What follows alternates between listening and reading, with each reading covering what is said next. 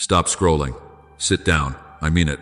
Wherever you are right now, in your car, in your kitchen, lying on the edge of your bed, holding the phone with one hand while your heart is trying to hold itself together, stop for a moment. Breathe. Do not let that old voice finish the sentence over your life again. Do not let pain open its mouth one more time and tell you who you are before heaven gets a chance to interrupt it. Because this did not reach you by accident. This was not random. This was not just another video passing across your screen. Heaven is confronting a name you have been carrying too long. God is putting his finger on the place where you stopped calling yourself what he called you and started answering to what hurt called you. And listen to me carefully now. Pain may have called you rejected. Pain may have called you ruined. Pain may have called you unwanted. Too late, too broken, too much, not enough. Pain may have whispered it through a parent who could not love you well, through a person who walked away, through a door that closed, through a betrayal you still do not talk about, through a failure that embarrassed you so deeply you started shrinking before people even had a chance to know you. And somewhere along the way, you started answering to it. You did not mean to. You did not wake up one morning and decide, this is my identity now. No, it happened slowly. One wound spoke, then another wound confirmed it. Then silence agreed with it. Then shame built a house around it. And before you knew it, you were not just feeling rejected, you were calling yourself rejected. You were not just walking through disappointment, you were calling yourself ruined. You were not just tired, you were calling yourself too broken to be chosen. But God is saying today, that name did not come from me. He is not here to shame you for believing a false name. Hear that. He is not standing over you with condemnation because pain convinced you. He is not angry that you were wounded. He is not mocking the places where you were misnamed. He is here to remove what was never supposed to become your identity. He is here to peel off the label before it sinks any deeper into your agreement. That is not rejection, that is rescue. So before we go any further, if you are ready to stop agreeing with shame, like this video, if you know God is restoring your identity, subscribe, because there are more words coming for the part of you that forgot its real name. And go to the comments right now and write, pain does not get to name me. Name it publicly. Break agreement with it openly. Let shame know it no longer has permission to speak for you. Because the first act of healing is not becoming someone new. The first act of healing is refusing to keep answering to who pain said you were. And now hear me, because this is where God is going to separate you from something you thought was you. That label was placed on you. It was not born in you. You have been living like the word they put on you came out of your own spirit, like the rejection was proof, like the abandonment was evidence, like the betrayal was a mirror, like the failure was a verdict. But no, some of you are not living from your true identity. You are living from a label that got handed to you in the middle of pain. A family wound handed it to you. A divorce handed it to you. Abuse handed it to you. Poverty handed it to you. Public embarrassment handed it to you. A person who mishandled your heart handed it to you. A season where nobody came looking for you handed it to you. But handed to you does not mean created in you. Listen, a sticker can stay on something for years and still not become the thing itself. It can cling, it can fade into the surface, it can collect dust. It can be pressed down by other hands until it feels permanent, but it is still a sticker. It is not skin. It was not woven into your bones. It was not breathed into you by God. It was not spoken over you when heaven imagined you. It was placed there after the wound, after the disappointment, after the door closed, after they left, after they laughed, after they ignored you, after you tried and failed and decided maybe the failure was your name. But God is saying, that is not your name. That is the residue of what happened to you. And I know part of you is arguing with this already. I know part of you is saying, but I have felt this way for so long. I have answered to this for years. People have treated me like this for years. My own mind has repeated it for years. But hear me clearly. Repetition is not revelation. Just because a lie has been loud does not mean it has been true. Just because the same pain preached the same message every morning does not mean heaven agreed with the sermon. The enemy loves repeated labels because repetition starts to feel like identity, forgotten, difficult, damaged, cursed, unlovable, replaceable, behind, disqualified, invisible, forgotten when they did not check on you, difficult when you had needs they did not want to meet, damaged when your wounds made other people uncomfortable, cursed when life kept hitting the same place over and over again, unlovable when someone walked away and never explained why, replaceable when they moved on so easily, behind when you watched others arrive while you were still recovering, disqualified when one mistake became the loudest chapter in your mind, invisible when you kept showing up and nobody seemed to see the cost. But none of those names came from the mouth of your Father. They came from moments you were trying to survive. And this is important. God is not shaming you for carrying the label. He knows why it stuck. He knows why you started believing it. You were trying to make sense of what hurt you. You were trying to give language to the ache.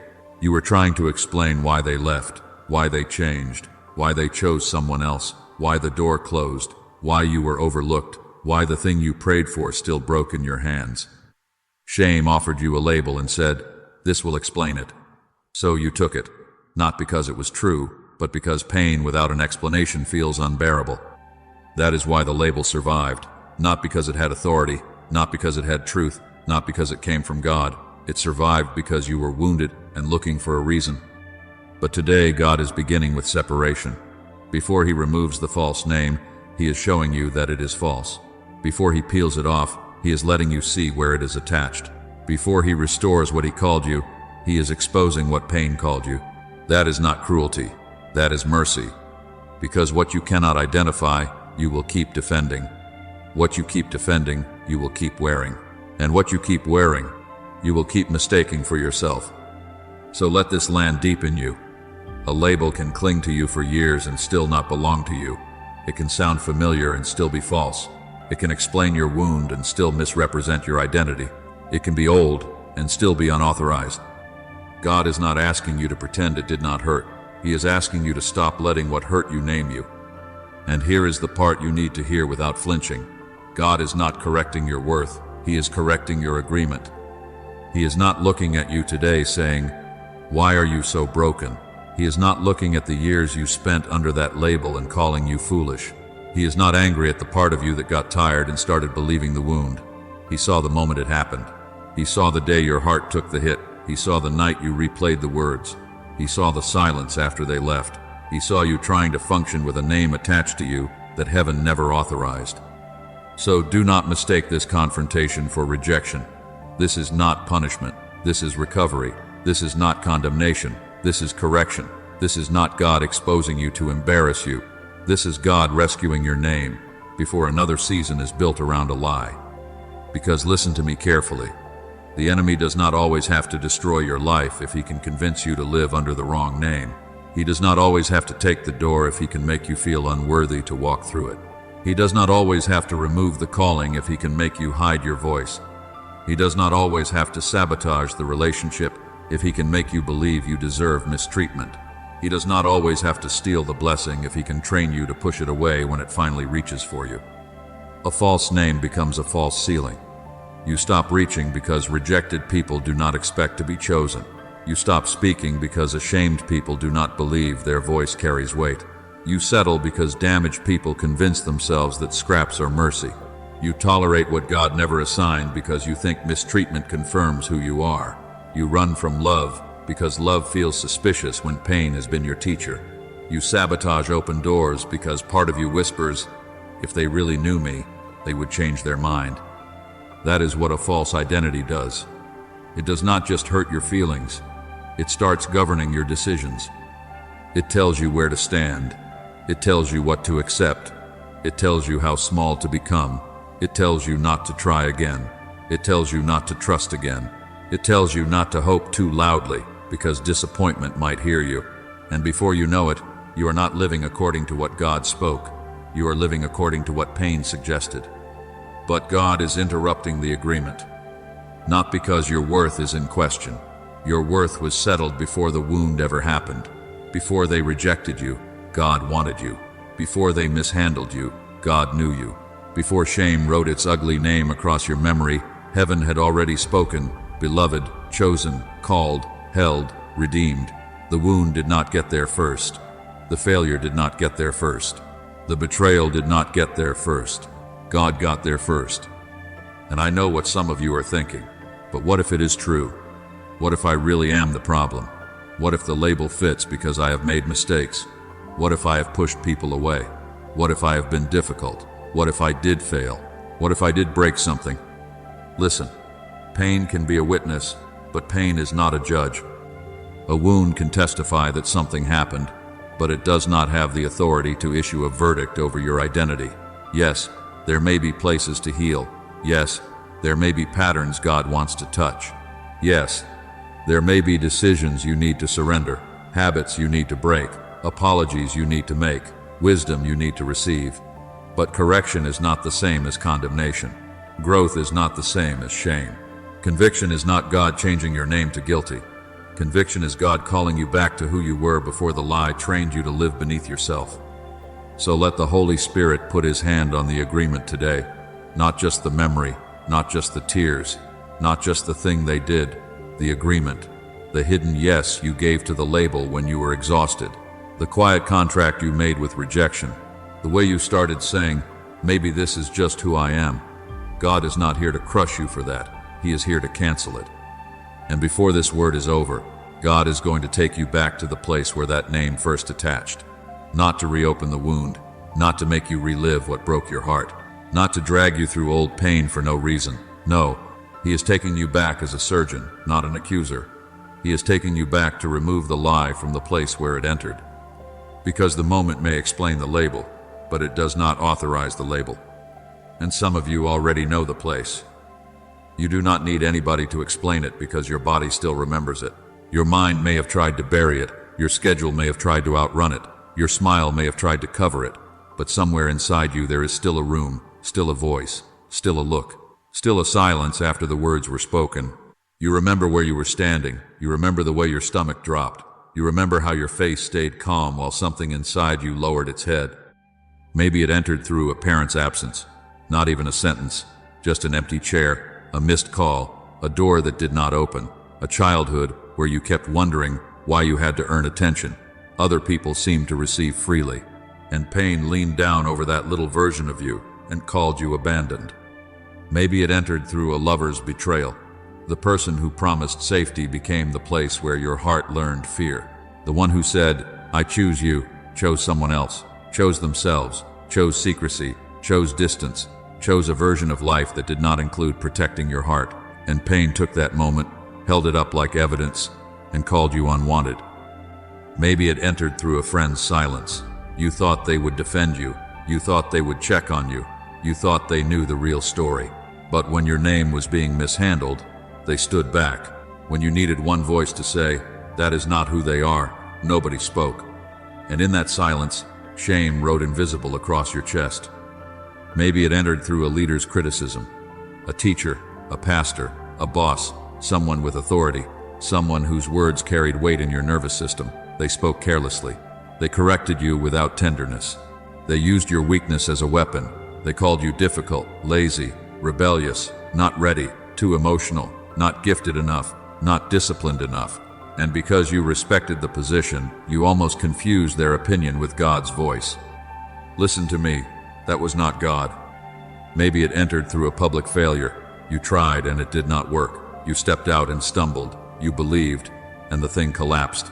You made the mistake and people saw it. You said the wrong thing. You trusted the wrong person. You misread the season. And the embarrassment burned so deeply that you did not just say, I failed. You started saying, I am a failure. Or maybe it entered in a season where heaven felt quiet. You prayed and nothing moved. You fasted and nothing changed. You cried into your pillow and the next morning still looked the same. You watched other people receive the answer you begged for, and something in you started wondering if God had skipped your address. Pain saw you there, tired and confused, and whispered, forgotten. But hear this clearly. Pain usually names you when you are too wounded to argue. It does not wait until you are strong, rested, surrounded, prayed up, clear-minded, and full of scripture. No, pain names you in the moment when you are bleeding. Pain names you when you are stunned. Pain names you when your heart is still trying to understand what just happened.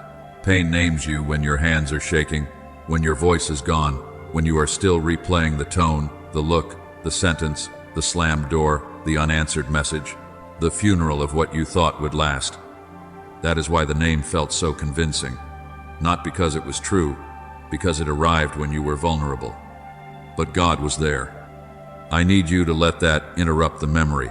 God was there, not in approval, not as the author of the wound, not standing by coldly while shame wrote on you. He was there as witness, as father, as redeemer, as the one who saw the moment accurately when your pain could only record it through fear. Heaven did not record that moment the way shame recorded it. Pain wrote abandoned, but God wrote chosen. Pain wrote finished, but God wrote being formed. Pain wrote unwanted, but God wrote mine. Pain wrote disqualified, but God wrote called. Pain wrote too damaged, but God wrote being healed. Pain wrote invisible, but God wrote seen. Pain wrote rejected, but God wrote received. Pain wrote behind, but God wrote appointed. And I know the memory may still feel powerful. I know the old scene may still rise up and try to prove its case, but the moment that wounded you may explain the label. It does not authorize the label. It may explain why you flinch. It may explain why you expect people to leave. It may explain why silence makes you anxious, why correction feels like rejection, why love feels unsafe, why rest feels undeserved. It can explain the pattern, but it cannot name the person. That authority belongs to God alone. So do not let a moment of pain sit in the seat of eternal truth. Do not let one season become your scripture. Do not let one betrayal become your Bible. Do not let one unanswered prayer become the voice that defines the rest of your life. God is taking you back to the root, not to shame you, but to show you that the name was planted in a place He never approved. And this is what God has always done. He meets people in the place where the old name can no longer carry the future. He steps into the wilderness, the night, the wrestling, the breaking point, the place where identity has been bent under the weight of history. And when heaven steps into that place, it does not just comfort the wound, it confronts the name. Look at Jacob, do not rush past him. Do not make him a stained glass picture when the Bible shows you a man with history on his clothes. Jacob was not walking into that night clean, calm, and uncomplicated. He was walking and carrying struggle. He was walking and carrying striving. He was walking and carrying fear, family tension, old decisions, old patterns, old names, old ways of surviving that had followed him longer than he wanted to admit. Jacob knew what it was to live under the shadow of a name. His very name carried history. It carried grasping. It carried wrestling before the wrestling ever happened.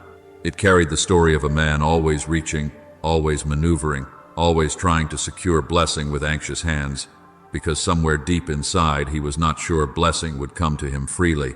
And some of you know that feeling. You have been striving for love, striving for approval, striving to be picked, striving to be believed, striving to prove you are not what they called you, striving so hard that even rest feels dangerous because if you stop moving, you are afraid the old name will catch up with you. But listen, God did not wait until Jacob had no history before He met him. God met him in the middle of it. One night, alone, exposed, between where he had been and where he was going, Jacob wrestled. Not in the crowd, not with applause, not with everyone understanding what was happening. No, in the dark, in the lonely place, in the place where he could not perform his way out, talk his way out, manage his image, or hide behind movement. And I need you to hear this, because some of you are in that night right now. You are between what wounded you and what God promised you. You are between the old label and the true name. You are between the version of you that survived and the version of you heaven is calling forth. And it feels like pressure. But what if the pressure is promotion wearing a disguise? What if the wrestling is not God trying to destroy you, but God refusing to let the old name cross into the new season? What if the reason this season feels so intense is because heaven is dealing with the identity beneath the behavior, the name beneath the fear, the agreement beneath the pattern? Jacob thought he was wrestling for survival, but heaven was wrestling him toward revelation. He thought he was trying to make it through the night, but God was preparing him to walk into the morning as someone different. That wrestling match was not punishment. It was not abandonment. It was not heaven turning against him. It was divine confrontation with the name that could not carry the promise. And hear me carefully now. Jacob did not leave that night untouched. He left with a limp. There was a mark on him. There was evidence in his body that something had happened in the dark. And some people would look at the limp and call it weakness. Some people would look at the scar and call it damage. Some people would look at the way you move now, the way you pause now, the way you pray differently now, the way you do not rush into certain rooms anymore, and they would call it brokenness. But heaven calls it encounter. The limp was not proof that Jacob lost. The limp was proof that God touched the deepest part. The mark was not evidence of defeat. It was evidence that Jacob had been handled by heaven in the very place he could not change himself. And I know you may have marks from your night. I know you may not move the same after what happened. I know trust may look different now. I know your voice may tremble when you talk about certain things. I know there are places in you that still remember the pressure. But do not let shame misinterpret your limp. Some scars do not mean you were abandoned. Some scars mean God met you there. And this is the part that makes the whole story holy. God did not only comfort Jacob, God renamed him. He did not simply say, "You made it through the night." He said, in essence, "You cannot go into the morning carrying the old name the same way." The future required an identity stronger than the past. The promise required a name that could not be reduced to old striving. The calling required a name heaven could speak over him without the old story having the final word. He walked in Jacob, but he came out Israel. Do you understand what that means for you? God does not only help you survive the wrestling, He uses it to reveal your real name. He does not only bring you through the night so you can say, "I made it." He brings you through the night so you can hear, "This is who you are," not what fear called you, not what family systems called you, not what betrayal called you, not what failure called you, not what shame kept repeating until you memorized it, what God called you. You are not what happened in the night, you are what God called you when the night ended. Say that slowly inside your spirit. You are not what happened in the night, you are what God called you when the night ended. You are not the panic you felt in the dark. You are not the tears you cried when nobody saw. You are not the desperate prayer you whispered when you did not know if you would make it. You are not the betrayal, the abandonment, the accusation, the mistake, the season where you almost gave up. You are not what happened in the night. You are what God called you when the night ended. And if God can rename a wrestler into Israel, do not tell me He cannot rename you. If God can take a man marked by striving and call him by destiny, He can take the rejected and call them chosen. He can take the ashamed and call them restored. He can take the brokenhearted and call them beloved. He can take the overlooked and call them appointed.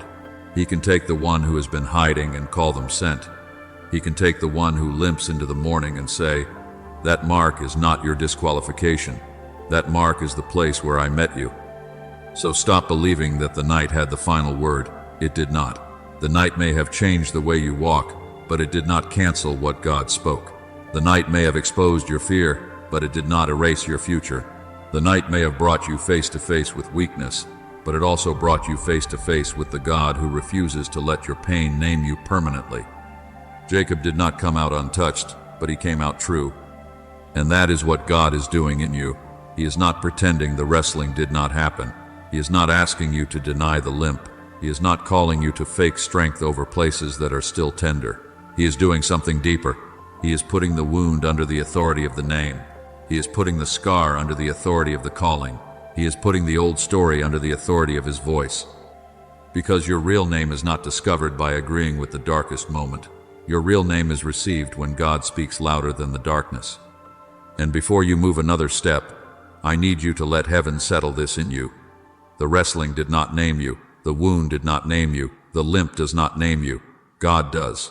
The same God who met Jacob in the night is meeting you in this word, and He is not here to destroy you. He is here to remove the name that cannot go with you, because where you are going requires you to stop answering to who you were when you were only trying to survive. So, now, stop defending a name heaven is removing. I need you to hear that with your whole spirit, because some of you are exhausted not because the old name still has authority, but because you keep standing in court for a case God already overturned. You keep trying to prove you are not rejected while still living afraid that you are. You keep trying to prove you are not disposable while still chasing people who treated you like you were. You keep trying to prove you are not a failure while still letting one season sit on the throne of your mind. You keep trying to prove you are worthy while secretly begging the wrong people to finally admit they mislabeled you. And listen to me carefully. You cannot fully receive God's name while still defending the right of pain to define you. Some of you have been arguing with shame for years. Every decision has been a debate. Every relationship has been an audition. Every room has become a courtroom. You walk in already explaining yourself, already trying to appear strong enough, healed enough, useful enough, quiet enough, successful enough, spiritual enough, lovable enough. You are tired because you have been performing for acceptance from people who were never authorized to name you in the first place. You are tired because you have been over-explaining your worth to ears that were committed to misunderstanding you. You are tired because you keep hoping the person who wounded you will become the witness who vindicates you. But God is saying, stop chasing the person who called you disposable. Stop auditioning for the room that never saw you. Stop carrying the sentence that I already overturned. Stop rehearsing the accusation. Stop polishing your defense. Stop dragging your heart back to the scene of the crime, hoping pain will apologize before you believe God. Stop waiting for the one who mislabeled you to finally say, I was wrong, before you agree with heaven. Their apology may come, it may not. Their understanding may come, it may not. Their confession may come, it may not. But your freedom cannot be held hostage by the mouth that wounded you. And do not misunderstand this. Letting go of the old name does not mean pretending the pain did not happen. It does not mean calling evil good. It does not mean minimizing betrayal, excusing abandonment, or acting like the wound was imaginary. No. Release is not denial. Release is obedience. Release says, this happened, but it is not Lord. This hurt me, but it is not God. This marked a season, but it will not name my soul. That is the holy separation God is asking for. Not fake peace, not forced forgetting, not a smile pasted over a bleeding place. He is asking you to remove the crown from the wound.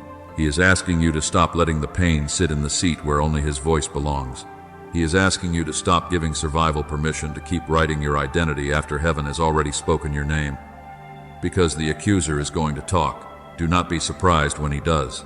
The moment you stop answering to the old name, that voice will rise up and say, you are still the same. It will say, you will always be this. It will say, nobody really changes. It will remind you of the old habit, the old failure, the old fear, the old version of you that did not know how to live free. It will bring witnesses from your past and say, see, this is who you are. Do not answer from fear. Do not get into a conversation with a liar and call it discernment. Do not wrestle all night with a voice heaven never sent. Do not let the enemy pull you back into proving what God has already declared. Sometimes the most prophetic thing you can do is stop responding to the accusation. Not because you are weak, because you are no longer on trial. Let the accuser say what he wants. Let shame knock. Let the old label call your name from the hallway. You do not have to open the door. You do not have to explain to the lie why it no longer owns you. You do not have to convince the darkness that light has come. You simply turn your face toward the Father and say, tell me again who I am. Because silence toward the accuser makes room for agreement with God's voice. And that is where the new name begins to settle. And hear me now, the new name will feel strange before it feels true. Do not panic when God starts calling you something your nervous system does not recognize yet. Do not assume it is not God just because it does not feel familiar. Chosen may feel uncomfortable when rejection has been your address for so long. Loved may feel suspicious when abandonment trained you to look for the exit sign in every relationship. Forgiven may feel too easy when shame taught you that you have to keep paying for what Jesus already carried. Free may feel unsafe when bondage became the only structure you knew how to live inside. But unfamiliar does not mean untrue. Some of you are waiting for the new name to feel natural before you agree with it, and God is saying, no. Agreement comes before familiarity.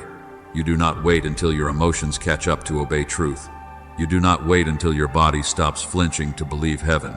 You do not wait until every old fear is quiet before you answer to what the Father called you. Sometimes the first sign of healing is not that the new name feels comfortable. Sometimes the first sign of healing is that the old name starts feeling wrong. Listen, false names can become familiar even while they are hurting you. A chain can feel normal if you have worn it long enough. A prison can feel like home if it is the only roof you remember. A lie can sound like wisdom if pain has repeated it in your ear for years. That is why some of you keep returning to the very identity that broke you. Not because it is healthy, because it is known. Not because it is God, because it is familiar. Not because it fits. Because you wore it so long that your soul started making room for it. But God is peeling it off. And peeling is not always gentle to the places that have been covered for years. When God removes the sticker, the skin underneath may feel raw. You may feel exposed. You may feel tender. You may feel like you do not know who you are without the old explanation. You may even be tempted to put the label back on because raw places make you nervous. But I need you to hear me clearly. Raw is not ruined. Raw is where healing begins. Raw means the false thing is no longer covering the real thing. Raw means air is touching the place that was hidden. Raw means God has reached the layer where the lie attached. Do not run from raw. Do not confuse tenderness with failure. Do not confuse sensitivity with weakness. Do not confuse the strange feeling of freedom with proof that you should go back. When a cast comes off, the limb may feel weak, but that does not mean it should stay bound. When the bandage is removed, the skin may feel exposed, but that does not mean the wound is still in charge. When God removes the name pain gave you, the place underneath may tremble, but trembling does not mean the lie was true. It means your soul is learning to stand without the weight it was never created to carry. So let God replace the name. Rejected is becoming received. Not tolerated, not barely allowed, received. Abandoned is becoming held, not watched from a distance. Held, ashamed is becoming covered.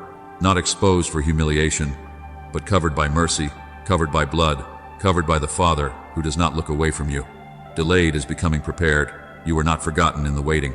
You were being formed in places nobody could see. Broken is becoming rebuilt. Not patched together for appearance, but rebuilt from the foundation by hands that know exactly what the storm damaged. Forgotten is becoming remembered. Heaven did not lose your file. Heaven did not misplace your promise. Heaven did not skip your name. And I know part of you wants to argue. I know part of you hears beloved and immediately thinks about the person who left. I know part of you hears chosen and immediately remembers the door that closed. I know part of you hears forgiven and immediately brings up the worst thing you did. I know part of you hears restored and thinks, but you do not know how much was lost. But God is not asking your wound for permission to tell the truth. He is not consulting your rejection before he calls you received. He is not asking shame whether mercy is allowed to cover you. He is not letting your past edit his voice. This is why agreement matters. Not empty affirmation, not pretending, not standing in front of a mirror trying to hypnotize yourself into confidence. No, this is spiritual alignment. This is bringing your mouth, your thoughts, your expectations, and your posture into agreement with what God already spoke before the wound ever spoke. You are not inventing a new identity. You are returning to the original one. You are not trying to make yourself chosen by saying it enough times. You are saying it because God already chose you. You are not trying to earn love by repeating beloved. You are repeating beloved until the parts of you trained by rejection stop calling God a liar. That is why this will take practice. Every time the old label rises, practice agreement. When rejection says, nobody wants you, answer, I am received by the Father. When abandonment says, you will always be alone, answer, I am held. When shame says, hide your face, answer, I am covered. When delay says, you missed it, answer, I am being prepared. When brokenness says, this is the end, answer, I am being rebuilt. When the old fear says, God forgot you, answer, I am remembered. Say it when you feel it. Say it when you do not. Say it when your voice is strong. Say it when your voice shakes. Say it in the car. Say it in the kitchen. Say it on the edge of your bed when the old name tries to crawl back into the room at night. Not because the words are magic, but because agreement is a doorway. And every time you agree with heaven, you deny the lie another key. Because your mouth has been discipled by pain long enough. For too long, you repeated what the wound said. You called yourself difficult because someone did not know how to love you patiently. You called yourself too much because someone only had capacity for convenience. You called yourself a failure because one season collapsed. You called yourself damaged because somebody mishandled what God valued. You called yourself behind because you could not see what God was building in the dark. No more. Your mouth must stop echoing the wound and start echoing heaven. Your words must stop building a house for the old name. Your confession must stop giving breath to what God is burying. The Father is speaking a truer name over you now, and your healing is going to require your agreement, not someday, not when it feels easy. Now, open your mouth slowly, honestly, even if your heart is still learning the sound, and begin to say what God has been saying all along. So I want you to do something right now, slowly, personally, not rushed, not religious, not like you are reading words from a screen. I want you to speak over the place where shame has been the loudest, because every time you agree with God's name for you, the old label loses authority. Say it like this: I am not rejected, I am chosen. I am not discarded, I am received. I am not too far gone, I am held by mercy. I am not ruined, I am restored. I am not forgotten, I am seen. I am not invisible, I am remembered. I am not my failure, I am forgiven. I am not my wound, I am God's beloved. Say it again, but this time do not say it to the room. Say it to the scar. Say it to the memory. Say it to the version of you that still flinches when love gets close. Say it to the child inside you who thought they had to become impressive to become wanted.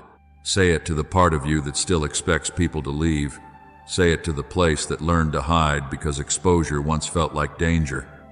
I am not rejected, I am chosen. I am not ruined, I am restored. I am not forgotten, I am seen. I am not dirty, I am covered. I am not abandoned, I am held. I am not disqualified, I am called. I am not what happened to me, I am who God says I am. And listen, do not rush past the one that makes your chest tighten. That is the one you need to stay with. If chosen feels hard to say chosen slowly. If forgiven feels impossible, say forgiven with tears in your eyes. If beloved feels strange in your mouth, say beloved until your mouth stops treating it like a foreign language. Shame has had years to train your voice. Give truth more than 3 seconds to answer back. Because this is not generic confidence. This is not you trying to pump yourself up so you can make it through another day. This is identity replacement. This is the false name being evicted. This is heaven confronting the label that tried to become your personality. This is the Father putting his hand on the place where pain wrote something unauthorized and saying, no, that is not what I called you. So speak it over the exact area. If shame came through divorce, say, I am not unwanted, I am beloved. If shame came through failure, say, I am not finished, I am being restored. If shame came through betrayal, say, I am not disposable, I am treasured. If shame came through what you did, say, I am not condemned, I am forgiven. If shame came through what was done to you, say, I am not defiled, I am covered, I am healed, I am still God's. Do not be vague with your freedom. Name the place where the lie attached, and then answer it with the name God gave you. And before we pray, I want you to make this public in a holy way. Go down to the comments and write one sentence that begins with, God calls me. Finish it with the name heaven is restoring over you. God calls me chosen. God calls me restored. God calls me forgiven. God calls me free. God calls me healed. God calls me beloved. God calls me held. God calls me seen. God calls me his. Write it before shame talks you out of it. Write it while your hands are still trembling. Write it even if part of you feels like you are not there yet. This is not performance. This is witness. This is agreement. This is you refusing to let the old label have the only public record over your life. And after you write yours, read somebody else's comment. Do not just scroll past their healing. Respond to one person and remind them, yes, that is who God calls you. Let this comment section become a place of witness, not performance. A place where people do not come to impress, but to agree. A place where shame loses volume because sons and daughters start confirming what the Father said. Because the declaration is not self-hype, it is not pretending, it is not denial. It is agreement with the Father, who named you before pain ever touched you. And when your mouth comes into agreement with his voice, the false name begins to lose its grip. So now we pray, Father, in the name of Jesus, come into the place where the false name attached. Come into the memory. Come into the wound. Come into the sentence they spoke over us when we were too young, too broken, too shocked, too ashamed, or too tired to know how to reject it. Come into the moment rejection tried to name us unwanted. Come into the moment betrayal tried to name us disposable. Come into the moment failure tried to name us finished. Come into the moment shame tried to name us dirty. Come into the moment abandonment tried to name us alone. Come into the moment fear tried to name us powerless. Father, reveal every name we have been carrying that you did not give, not to condemn us, not to embarrass us, not to drag us backward. Reveal it so it can be removed. Reveal it so it can lose its hiding place. Reveal it so we stop calling personality what was really pain, stop calling wisdom what was really fear, stop calling humility what was really shame, stop calling protection what was really a wound that never got healed. Separate our identity from the injury. Separate who we are from what happened to us. Separate our name from the season that broke our heart. Separate our worth from the people who could not see it. Separate our future from the moment we thought disqualified us. Father, take your hand and draw a holy line between the wound and the person. Let the wound be healed, but do not let it be worshipped. Let the scar tell a testimony, but do not let it rule the soul. Heal the places where rejection became a definition. Heal the places where shame became a mirror. Heal the places where betrayal became a warning sign over every relationship.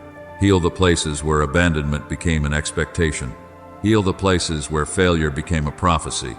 Heal the places where fear became the voice we obeyed more quickly than your spirit. Father, go deeper than the behavior, go deeper than the coping, go deeper than the smile, the silence, the over-explaining, the running, the hiding, the proving. Touch the name underneath it all. And give us courage now, courage to stop answering when the old label calls, courage to stop turning our head when shame says our name, courage to stop building our life around an identity you are removing, courage to disappoint the lie, courage to let the false version of us die without rushing to resurrect it because it feels familiar, courage to stand in the strange new space of freedom and say, I may not feel it fully yet, but I believe God. Give us grace to receive what you call us, chosen, even where rejection trained us to expect exclusion, beloved, even where abandonment taught us to question love, restored, even where loss told us there was no rebuilding, called, even where failure said we forfeited the assignment, covered, even where shame said we should hide forever, free, even where bondage tried to convince us it was home. Father, let these names move from words we repeat into truth we live from. And I declare over you now, in the authority of Jesus Christ, your past may have marked you, but it will not master you. Pain may have spoken, but pain does not get the final word. People may have labeled you, but people are not your creator. Shame may have followed you, but shame is not your shepherd. Fear may have trained you, but fear is not your father. The wound may explain some of what you carried, but it does not authorize who you are becoming. The final word over your life is not rejected, it is chosen. The final word is not ruined, it is restored. The final word is not abandoned, it is held. The final word is not condemned, it is forgiven. The final word is not forgotten, it is remembered. The final word is not dirty, it is covered. The final word is not broken beyond repair, it is rebuilt by the hands of God. And listen to me carefully before we close. Do not leave this moment unnamed. Do not let this prayer pass over you like a sound you enjoyed, but never answered. Go down to the comments and write the name you are surrendering, or write the identity you are believing God to restore. If you are surrendering rejected, write it. If you are surrendering failure, write it. If you are believing for beloved, write it. If you are believing for free, write it. Not for attention, for agreement, for witness, for prayer. And when you see someone else write theirs, do not scroll past them. Stand with them. Tell them, I agree with God's name over you. Let this become a place where false names are laid down and true names are witnessed by the family of God. Somebody needs your agreement. Somebody needs to know they are not the only one being renamed. If this message helped you reclaim your God-given identity, subscribe and stay close to this kind of truth. Like this video as an act of agreement, not with me, but with what God is speaking over you. And share it with someone who has been living under a name pain gave them. Send it to the one who forgot they were chosen. Send it to the one still calling themselves what the wound called them. Because today, we agree together. Pain spoke, but God speaks louder. And what God calls us is what we will answer to from now on.